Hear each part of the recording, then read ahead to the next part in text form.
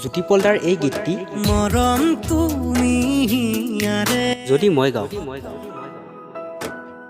মৰম তুমি সপোন মোৰ দুচকুতে ভাল পোৱা মাথো তোমালে জীৱনৰে ৰংবোৰ বিচাৰি পাওঁ তোমাতে ৰৈ আছো তুমি অহা বাটে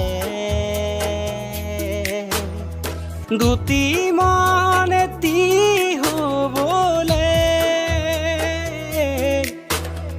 তুমি